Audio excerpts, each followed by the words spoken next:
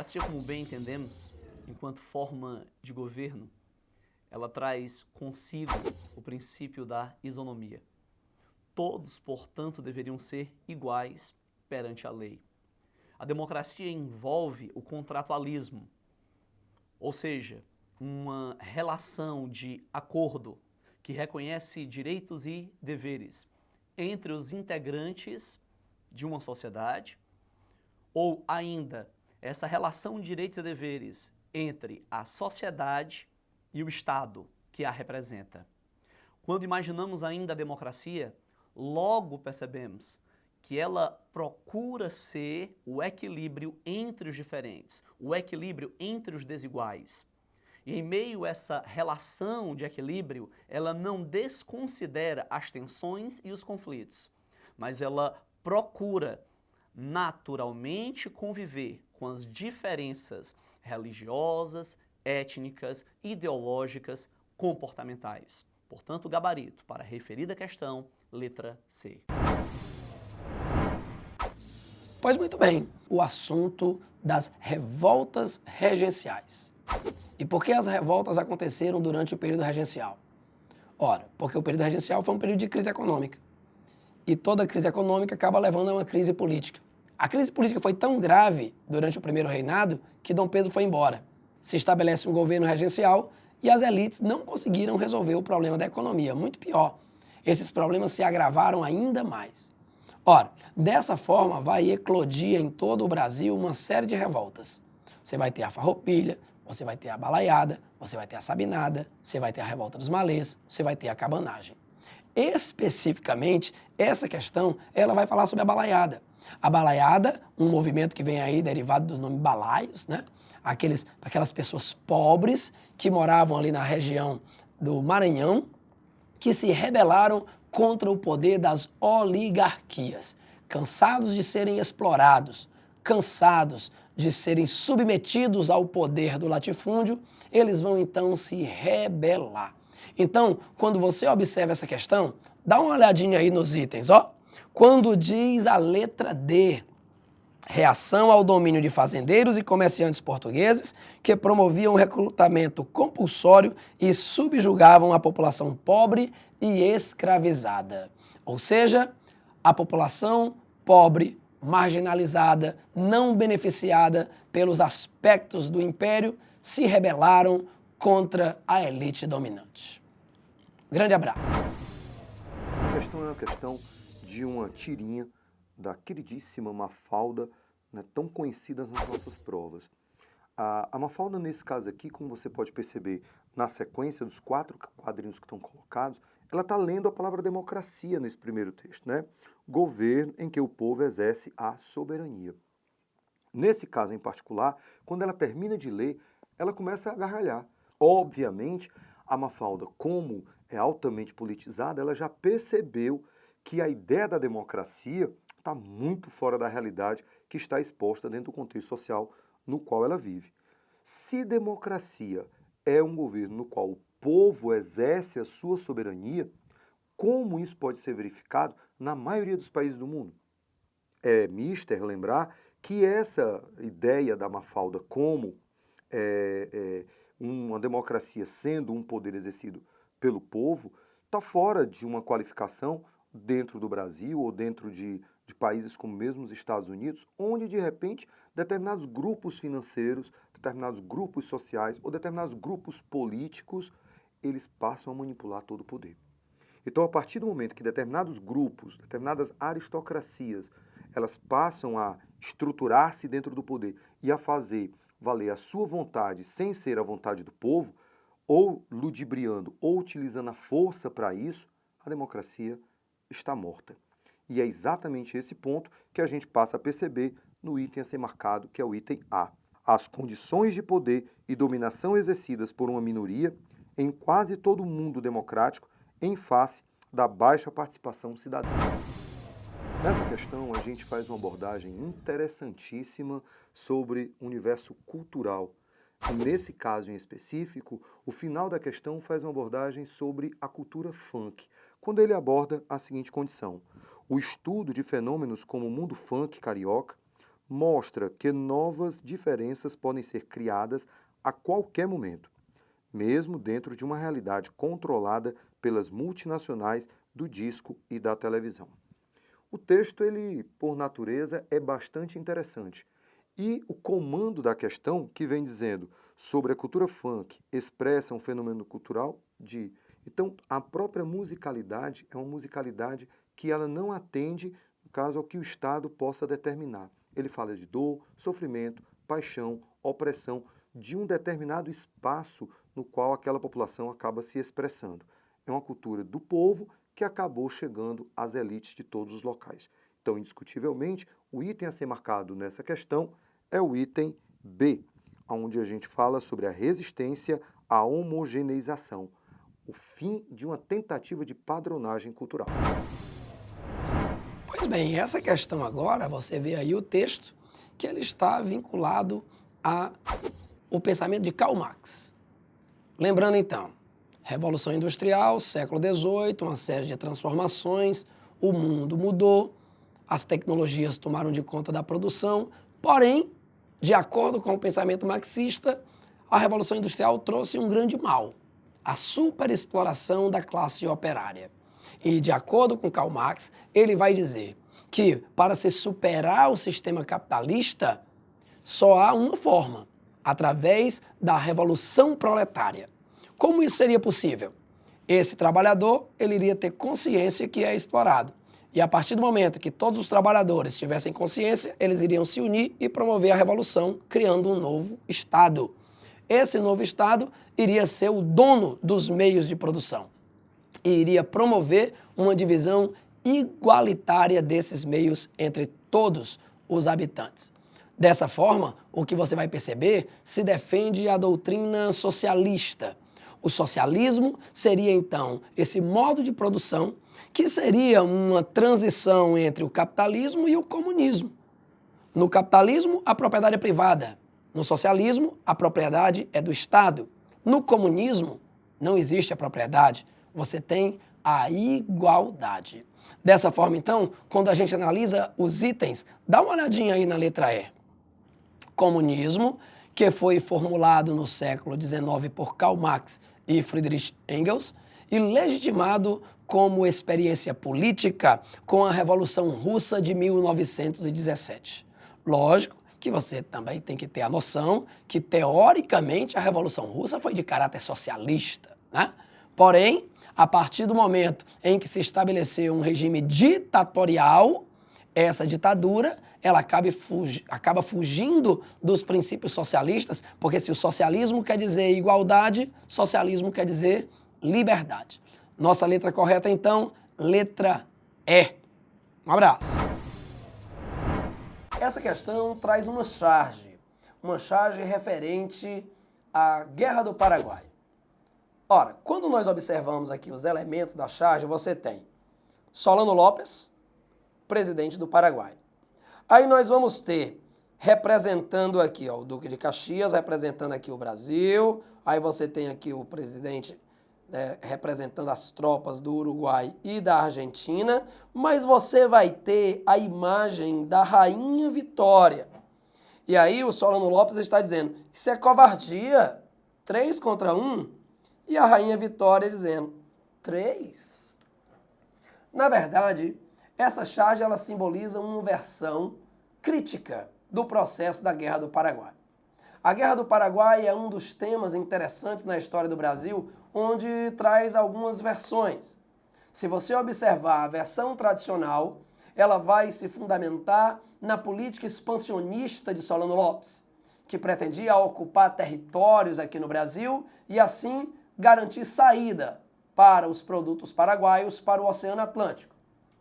Porém, a versão crítica traz a Guerra do Paraguai como resultado dos interesses imperialistas da Inglaterra na América do Sul. A independência do Brasil foi viabilizada com o apoio da Inglaterra. A independência da Argentina também. E a independência do Uruguai foi resultado da Guerra da Cisplatina, quando a Inglaterra acabou intervindo e promovendo a independência do Uruguai.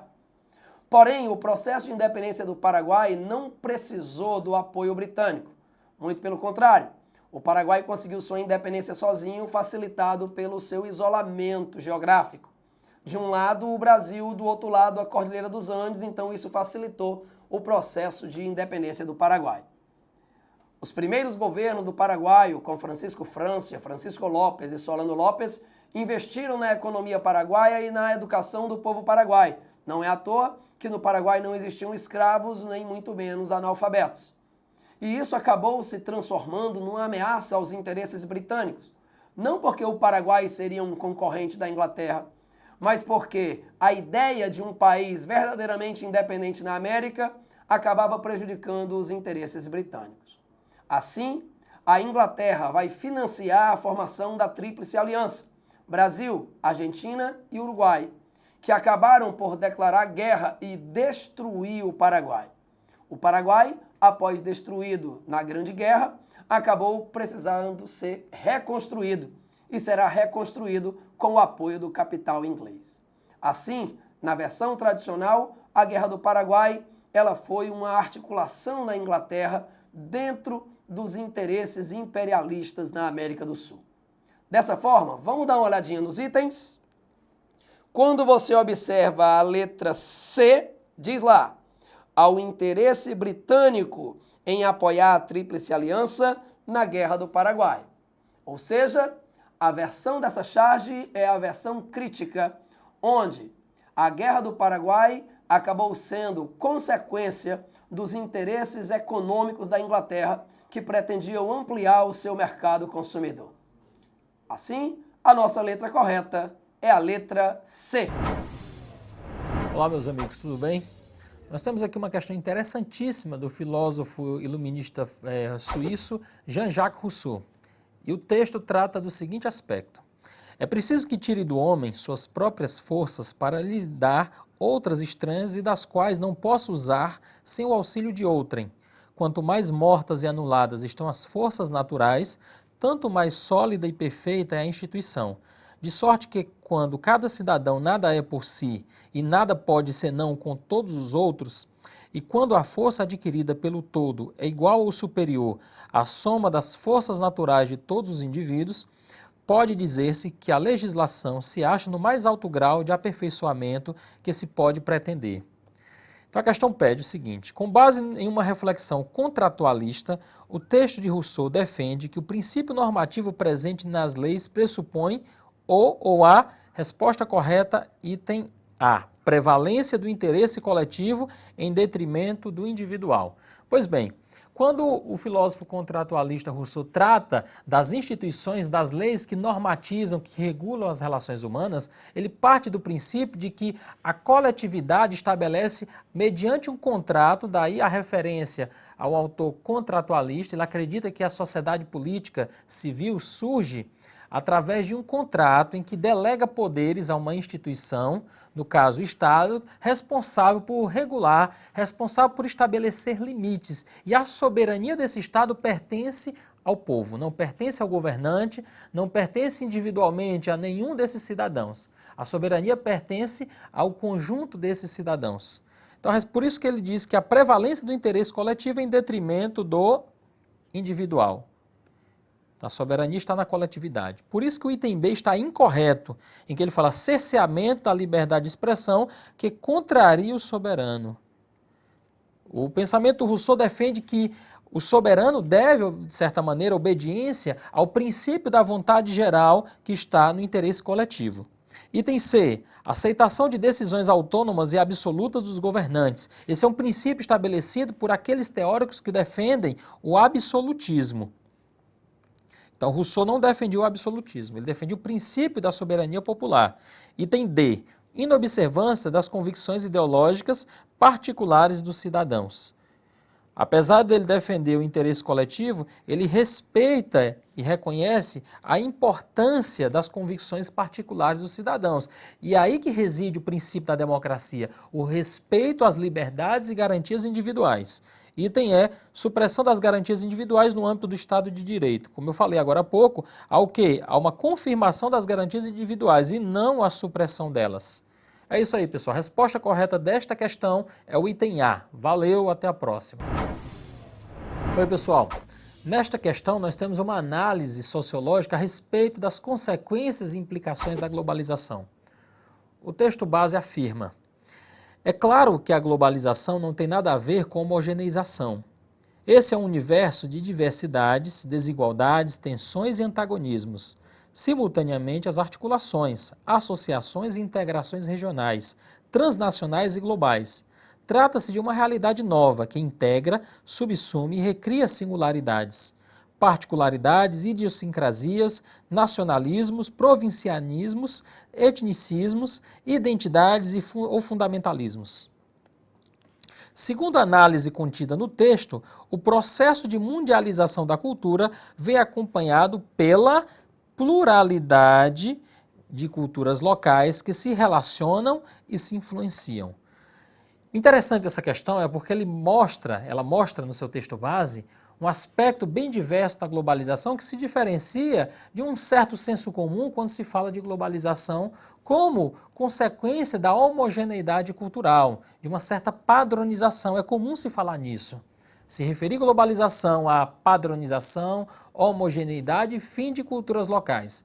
Nesse texto, o sociólogo brasileiro Ottaviani fala que a globalização é multifacetada, é complexa, ela, de certa maneira, tem várias contradições. Ela, por um lado, aproxima, integra, favorece os contatos culturais, é, de certa maneira, fruto de um processo de integração econômica, mas, ao mesmo tempo, traz o surgimento de culturas locais, o reacender de velhas rivalidades sociais, políticas, culturais. Ou seja, ele trata da globalização como um processo diverso, complexo, muitas vezes contraditório.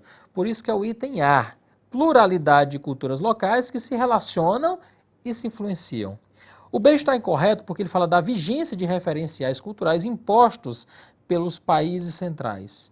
Muito embora os países centrais tenham uma força muito grande do ponto de vista político, do ponto de vista econômico, mas no sentido tratado do texto, aí ele fala justamente de uma pluralidade cultural, e não é fruto, não é consequência de um processo simplesmente de imposição dos países centrais. Item 6 está incorreto porque ele fala apenas do comportamento tolerante entre hábitos culturais de origem distintas. Por um lado, a tolerância, mas por outro, há também o surgimento dos fundamentalismos, da xenofobia. Então, há esses dois aspectos contemplados no texto. Item D, aspecto eminentemente pacífico. Ele fala justamente dos acordos, da tolerância, do reconhecimento cultural, mas ele menciona, por outro lado, também os conflitos, as divergências. Por isso que o item D está incorreto. E o item E, aprofundamento das distinções entre culturas superiores e culturas inferiores. É bom lembrar que no contexto da globalização há aquela discussão sobre o multiculturalismo, é justamente o rompimento com essa tradição de cultura superior e cultura inferior. Existem apenas culturas diferentes que devem ser respeitadas nas suas particularidades. Tá certo, pessoal? Valeu!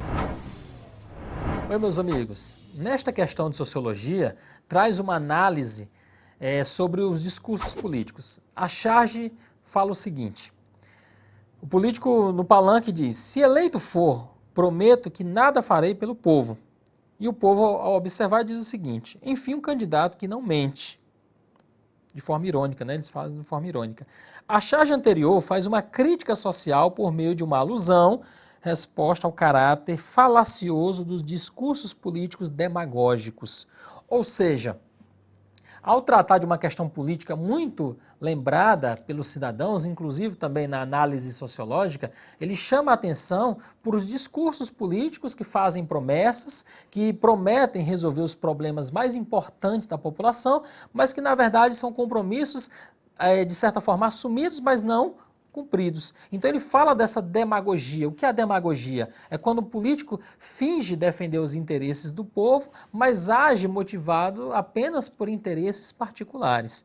Então, essa charge faz uma crítica a esse caráter falacioso dos discursos proferidos em palanques políticos.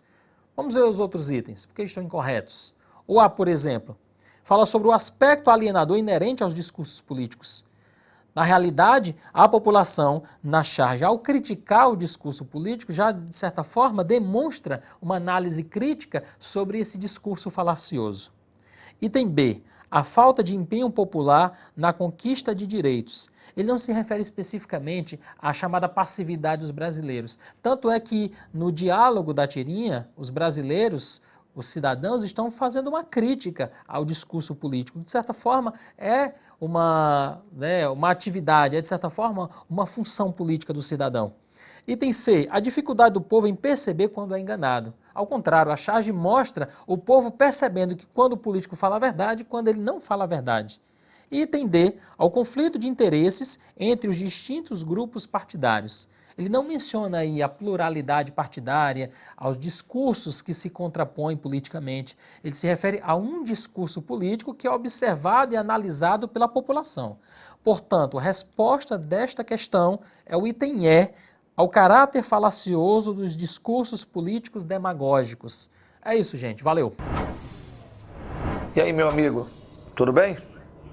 Vamos trabalhar essa nossa resolução do simulado SAIS, Ciências Humanas. Essa questão que fala sobre a globalização, ela tem essa charge e na charge ele diz, no momento, não estamos operando com saques devido à queda no sistema do banheiro do presidente dos Estados Unidos. Uma charge bem irônica. E aí ele diz, considerando-se a globalização econômica, analisa a charge, né, que se seguiu. Essa análise de charge indica o que para mim? Então vamos pensar o seguinte, eu estou falando de um fenômeno chamado globalização.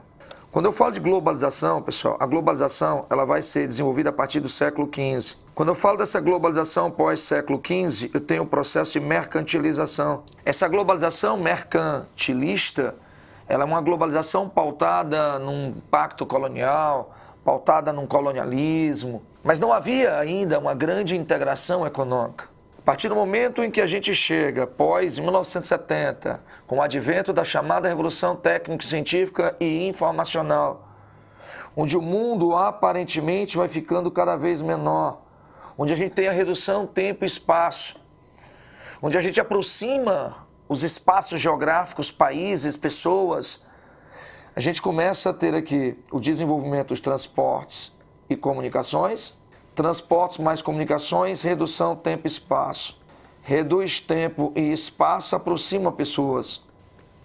Se eu aproximo pessoas, eu vou ter mais circulação de pessoas, serviços, mercadorias, produtos e capitais. Então a charge, ela indica para mim, evidentemente, esse meu ponto A, onde a gente vai verificar uma maior integração de um sistema financeiro, a partir das chamadas redes de informações. Redes de informações a partir da fibra de cabo óptico, a partir da interligação do sistema informacional, a partir do desenvolvimento fundamentalmente pós-90, né, da internet. Tranquilo? Então a letra B de bola, ele fala sobre a elevação do número de empregos ligados ao setor das transnacionais. Lembremos que a partir da Revolução Técnico-Científica e Informacional, a robotização reduz a empregabilidade, gerando desempregos estruturais. Então o item B de bola falso. No item C ele diz que há uma redução da concentração econômica. Não. Com a globalização os ricos se tornam mais ricos e os pobres mais pobres. Tranquilo? Na letra D, há uma redução da atuação de empresas. Não. Maior circulação de pessoas, serviços, capitais, produtos. Então há uma globalização, uma maior abertura do processo. E aí ele diz, uma menor distâncias econômicas entre países desenvolvidos e em desenvolvimento. Aí é falso porque essa menor distância econômica, ele está falando em redução das desigualdades, né? Uma maior aproximação de PIBs. E isso também se torna falso, tendo-se em vista que, como a gente já falou, os ricos tornar-se-ão mais ricos e os pobres mais pobres. Ok? Então, gabarito dessa questão, letra A, indiscutivelmente. Oi, pessoal, tudo bom? Através dessa questão de filosofia, vamos discutir um pouco do pensamento da filósofa alemã Hannah Arendt, importantíssima para a filosofia do século XX e discussão sobre os direitos humanos. O texto fala o seguinte: Hannah Arendt aponta que os direitos humanos, conforme declarados no século XVIII, trazem um problema já em sua fundamentação. Segundo Arendt, a Declaração dos Direitos do Homem significou o prenúncio da emancipação do homem, porque foi a partir daquele momento que ele se tornou a fonte de toda a lei. Em outras palavras, o homem não estava mais sujeito a regras provindas de uma entidade divina, ou assegurado meramente pelos costumes da história, mas que havia se libertado de qualquer tutela e que era dotado de direitos simplesmente porque era homem. Dessa forma, esses direitos eram tidos ou mesmo definidos como inalienáveis, pois pertenciam a um ser humano onde quer que este estivesse. Então a questão no seu comando diz o seguinte: a primeira definição sistematizada dos direitos humanos teve sua origem diretamente ligada, item D de dado, corrente de pensamento iluminista.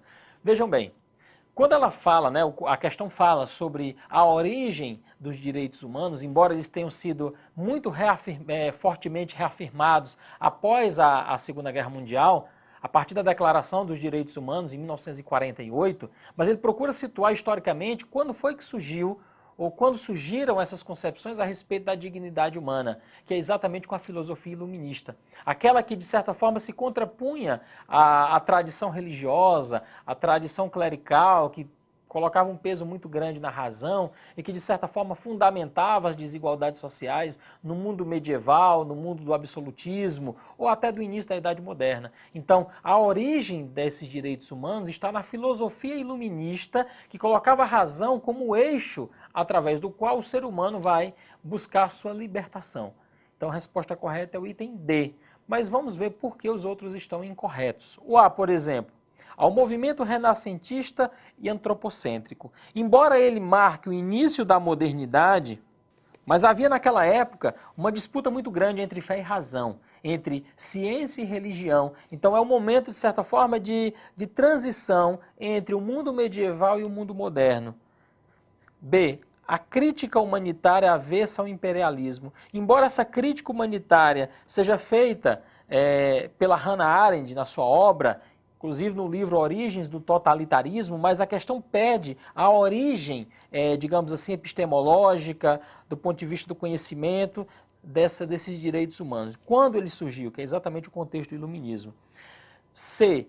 Letalidade da Primeira Grande Guerra. Quando a Hannah Arendt vai discutir questões relacionadas aos direitos humanos, ela fala da Segunda Grande Guerra e não da Primeira. E o item E, ao fundamento do darwinismo social. Ora, o darwinismo social vai, de certa forma, promover ou vai, de certa forma, justificar a desigualdade social e não a defesa da igualdade humana, a defesa dos direitos humanos, da dignidade humana. Então, portanto, a resposta, a origem desse movimento dos direitos humanos está exatamente ligado à filosofia iluminista, item D de dado. É isso, gente. Valeu. Opa, bora resolver mais uma? Meu querido, essa questão é uma questão que nos remete a Caetano Veloso, né? A letra Sampa, que nos tanto remete, nos tanto lembra essa maior cidade latino-americana fundada em 1554, né? Bora discutir a letra Sampa. Alguma coisa acontece em meu coração. Eu vou só grifar aqui para você esse meu coração, certo? Que já nos remete a algo de sentimento. Perfeito? Que só quando cruza Ipiranga e a Avenida São João. É que quando eu cheguei por aqui, eu nada entendi. Da dura poesia concreta de tuas esquinas, de uma deselegância discreta de tuas meninas. Ainda não havia para mim Rita Lee e a sua mais completa tradução.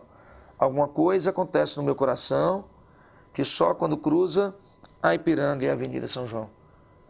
Olha que texto maravilhoso, né? A canção Sampa de Caetano Veloso aborda uma relação entre o indivíduo e o meio. Essa relação, ela é uma relação afetiva, sentimental, tá? Que nos remete a qual ideia? Ideia de espaço, devido à exatidão da apresentação dos referenciais. Não, pessoal. Até porque a ideia e a concepção de espaço, ela pode ser bem mais ampla e não necessariamente essa exatidão toda, né, de referenciais da cidade. Eu posso ter um espaço natural, eu posso ter um espaço humano, em que a gente possa representar elementos de uma forma geral, tá? Na letra B ele fala do conceito região, devido às particularidades artísticas que serão comuns entre os indivíduos e a cidade. Também é errado. A ideia de região, ela demonstra a concepção de uma unicidade, de características únicas de determinadas áreas de um espaço que foi segregado propositalmente para que hajam diferenciações que nos permitam mais adiante, inclusive, fazermos analogias. Na letra C ele diz, nos remete à ideia de território, devido ao estabelecimento de uma relação de poder. Gente, aqui a gente não tem essa relação de poder. Território é uma base física. Território nos remete a acordos e tratados. Território é uma área onde se limita todo o espaço de poder de um determinado Estado. É um absurdo a letra C. D. A concepção de lugar, devido à apropriação afetiva, sentimental e subjetiva que o indivíduo realiza em relação à cidade. Marque aí para o tio a letra D de dado. Na letra E ele diz a paisagem, devido à admiração do indivíduo em relação à beleza dos aspectos físicos. Moçada, não é paisagem. Paisagem é tudo aquilo que é abarcado no lance de vista. Para isso eu teria que descrever aquilo que eu via. E não houve nenhum processo descritivo que nos remeta à ideia de uma paisagem. Portanto, gabarito D de dado. Oi pessoal, tudo bom? Vamos analisar nessa questão de sociologia um tema bem pertinente, bem recorrente, que é exatamente a discussão sobre a escola de Frankfurt. Vamos ao texto. Para Adorno, os receptores das mensagens dos meios de comunicação seriam vítimas da indústria cultural. Eles teriam o gosto padronizado e seriam induzidos a consumir produtos de baixa qualidade. Por essa razão, indústria cultural substitui o termo cultura de massa, pois não se trata de uma cultura popular representada em novelas, filmes ou outros meios, mas de uma ideologia imposta às pessoas. Então, o texto faz referência ao papel histórico de uma instituição alemã do início do século XX, a Escola de Frankfurt, que teve como objetivo principal a análise da dominação mercadológica da produção cultural, propondo uma ruptura com esse modelo alienador. Item D de dado. Gente, a Escola de Frankfurt é um conjunto de pensadores que se situaram no âmbito da sociologia, da filosofia, da crítica literária, da crítica da arte, que procuravam entender, ou que procuraram entender nos anos 30 e anos 40, principalmente a partir dos anos 30 e anos 40, o contexto dessa sociedade moderna, industrializada, em que os meios de comunicação acabavam tendo uma importância muito grande. Então, ao perceberem que a dominação de classes se estabelecia não só do ponto de vista econômico, não só através do instrumento político do Estado, mas sobretudo como uma dominação ideológica, ou seja, um controle sobre as massas, e esse controle se dava pelos meios de comunicação, a Escola de Frankfurt procurou mostrar que esses meios de comunicação, que transmitem uma cultura alienada, uma cultura massificada, que tem como objetivo principal transformar cidadãos em consumidores, tem também a função de alienar, ou seja, de tirar a classe trabalhadora da sua real consciência, para que, de certa forma, a dominação de classe se estabelecesse mais facilmente. Então, a Escola de Frankfurt, como é proposta na questão, procura justamente discutir essa dominação mercadológica da produção cultural. Como os produtos culturais, através do cinema, do rádio e posteriormente da televisão, ao invés de trazer informação aos trabalhadores, à população, faziam parte de um processo de alienação cultural, ideológica e social. Não é como propõe o item A, por exemplo, que diz montagem de uma sociedade classista e massificada, originando o pensamento político totalitário europeu. Na realidade, esse contexto do item A é exatamente aquilo que a Escola de Frankfurt se propõe a discutir e questionar, como os movimentos totalitários fascista, nazista e stalinista. Então, eles questionam a montagem de uma sociedade capitalista. Não é uma ruptura com o determinismo, né? Pois defende a massificação cultural. Não, eles fazem uma crítica à massificação cultural e à ideologia política contemporânea, não uma defesa. O item C diz, compreensão da cultura de massas e seu enquadramento social sem tomar postura crítica. Ao contrário, ele toma uma postura crítica. E o item E está incorreto porque diz defesa do consumismo e da massificação da cultura como fundamentais para a popularização do conhecimento.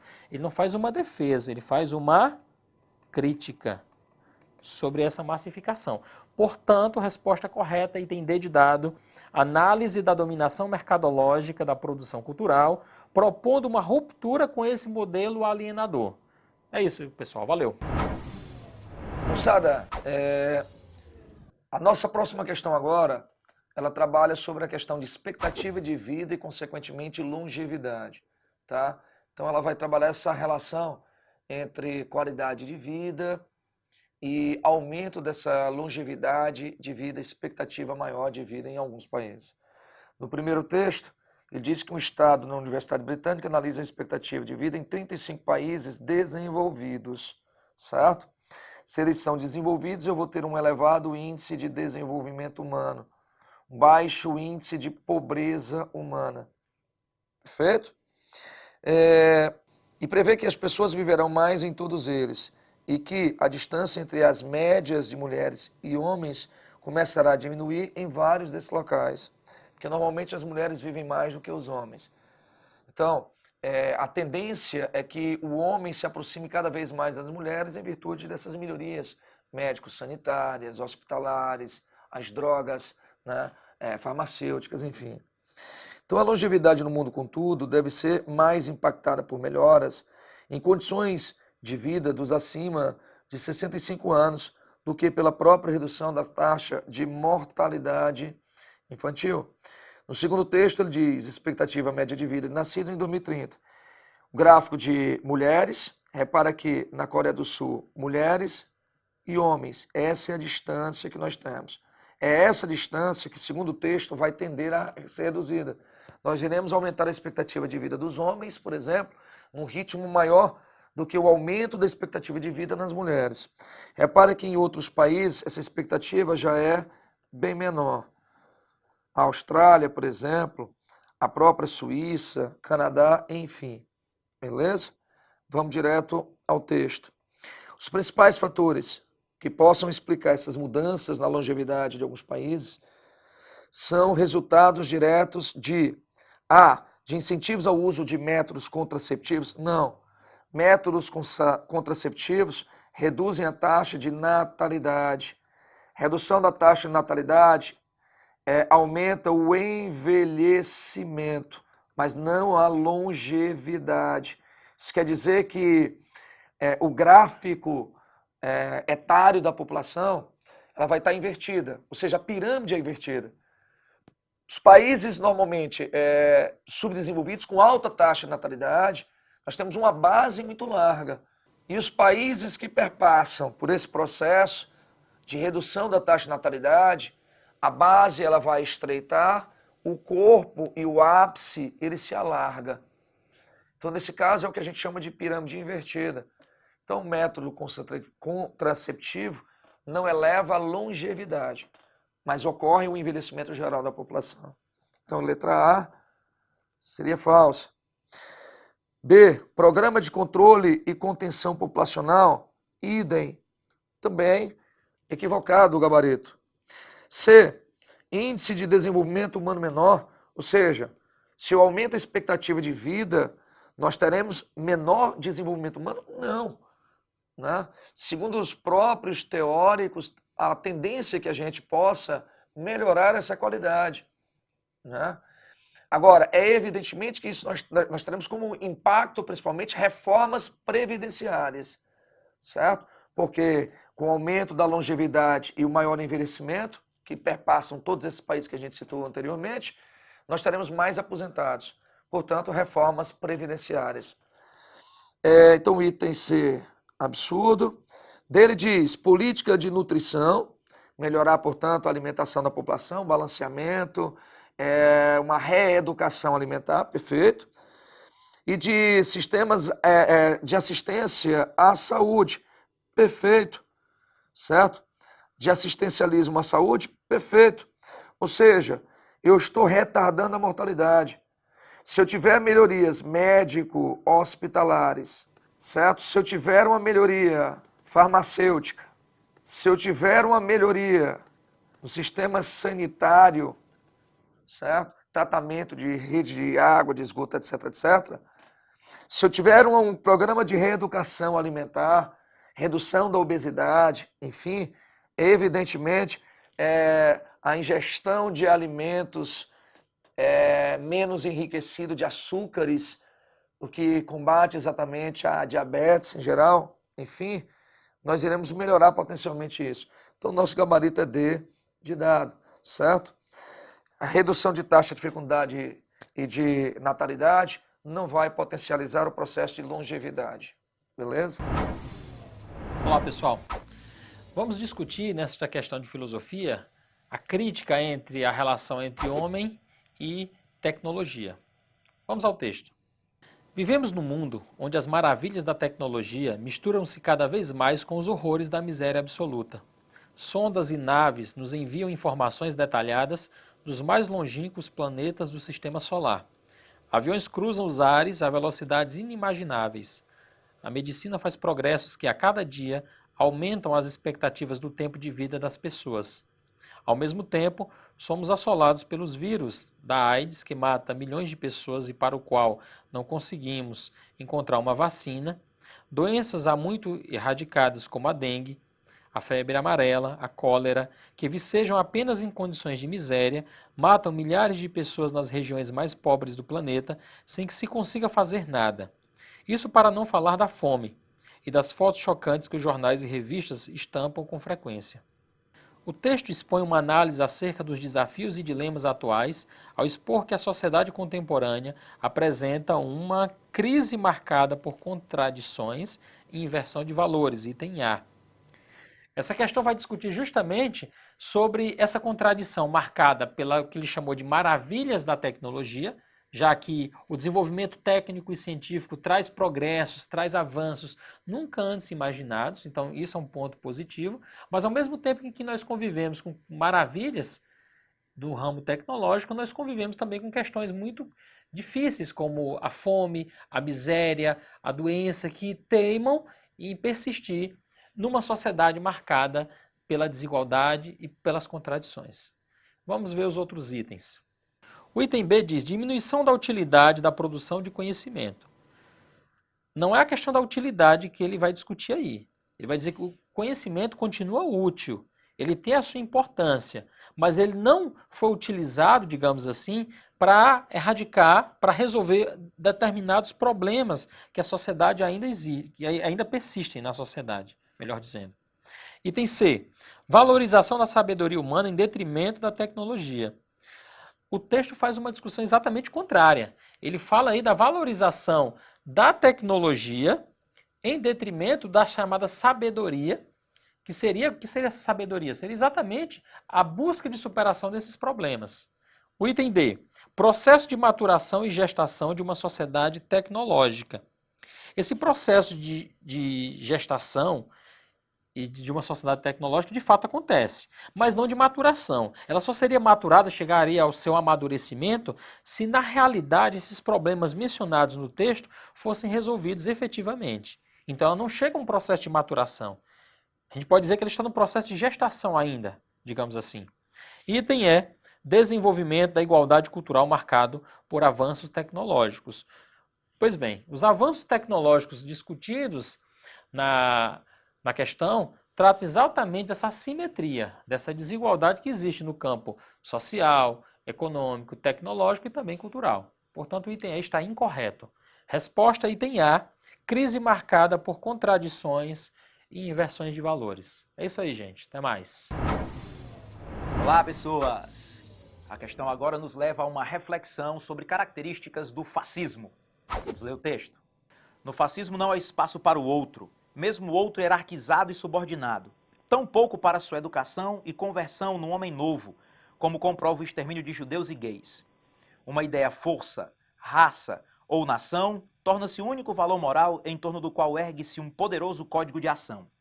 Assim, armado com um sistema ideológico e mental adequado, o fascismo identifica em si mesmo valores absolutos e qualquer diferença torna-se-á objeto de eliminação violenta. Qualquer diferença tornar-se-á objeto de eliminação violenta. É uma das grandes características dos sistemas fascistas. Vamos à leitura, então, do enunciado, do comando da questão. A relação do fascismo com o diferente é marcado pela violência, em consequência do. Os sistemas fascistas, eles têm uma ideologia oficial.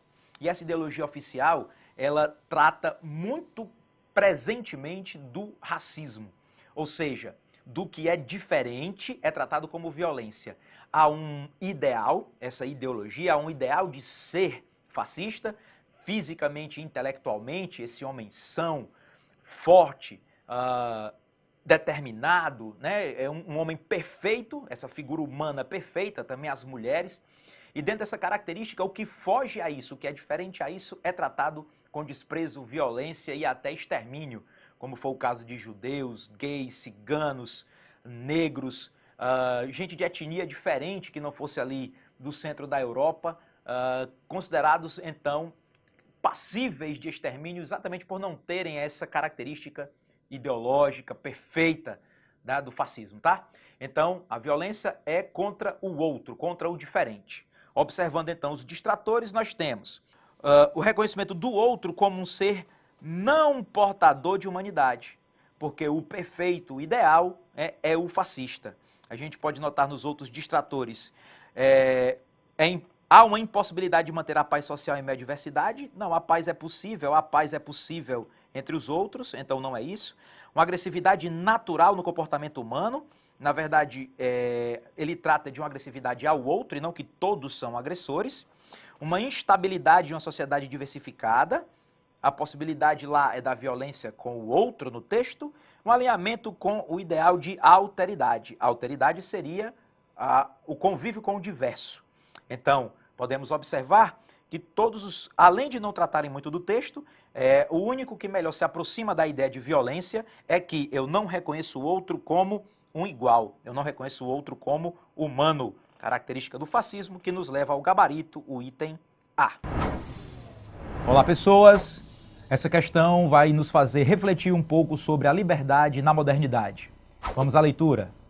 Na verdade, nenhum molde foi quebrado sem que fosse substituído por outro. As pessoas foram libertadas de suas velhas gaiolas apenas para ser admoestadas e censuradas caso não conseguissem se realocar, através de seus próprios esforços dedicados, contínuos e verdadeiramente infidáveis, nos nichos pré-fabricados da nova ordem. Observando sempre a fonte, Bauman falando da modernidade líquida. De acordo com Bauman, a modernidade fez com que o ser humano... A gente pode observar nessa questão uma ideia de que o homem ele é livre e que na liberdade de escolha dele, na verdade, é uma liberdade de um determinado momento de escolha. Ou seja, ele se liberta de uma determinada estrutura, mas ele nunca realmente vai estar livre completamente. Ele vai ter uma outra realidade da qual deve se adaptar, deve se moldar. E se ele pular de uma liberdade para outra, e dentro dessa outra liberdade ele não encontrar igualdade, ou seja, os seus pares, né, se ele não fizer o mesmo que todo mundo está fazendo, vamos dizer assim, ele será criticado por isso. Então é uma crítica em relação a essa liberdade que não é plena. Observando os nossos itens, de acordo com Bauman, a modernidade fez com que o ser humano criasse uma idealização de liberdade e que essa liberdade se choca, então, com a realidade. Dessa forma, o nosso item correto é a letra D. Olá, pessoas! Sejam bem-vindos ao chamado período entre guerras, momento de ascensão do nazismo e, com isso, toda a questão ideológica implementada por Hitler e seus companheiros em relação à ideologia oficial. Toda essa ideia de divulgação do que era o correto, do que era a ideologia nazista, ela perpetuou-se por toda a Segunda Guerra também. Assim, vamos observar a imagem e o texto. Crianças alemãs leem um livro de propaganda antissemita intitulado Der Giftpilz, ou Cogumelo Venenoso. A menina à esquerda segura um volume complementar. A tradução do título deste é: confie tanto no juramento de um judeu quanto em uma raposa no mato. Alemanha, por volta de 1938. Vale observar que quando nós falamos de antissemita, falamos exatamente contra, né, os judeus. e esse livro era um livro indicado às crianças, uma leitura das crianças que denegria a imagem dos judeus, como você tem aqui na roupa do cogumelo, né, a estrela de Davi, falando então, reforçando todo o antissemitismo dos nazistas em relação ao povo judeu na Alemanha. Observemos então o comando da questão. A fotografia mostra que, para introjetar sua ideologia na sociedade da época do registro, o governo alemão utilizou uma técnica que consistia em... A máquina alemã de propaganda foi muito importante para a manutenção, né, do regime nazista e o convencimento da população também de que o nazismo era o melhor para esse país. Assim então, os veículos de comunicação, mesmo os livros, o cinema, eram muito utilizados, o rádio, para que a população aderisse a essa ideologia. Quando voltamos à nossa questão, então, fortalecer a adesão do povo aos ideais nazistas através, né, dessa comunicação, através dessa aproximação dos ideais à população em livros, cinemas e variáveis. Portanto, temos como nosso gabarito o item A.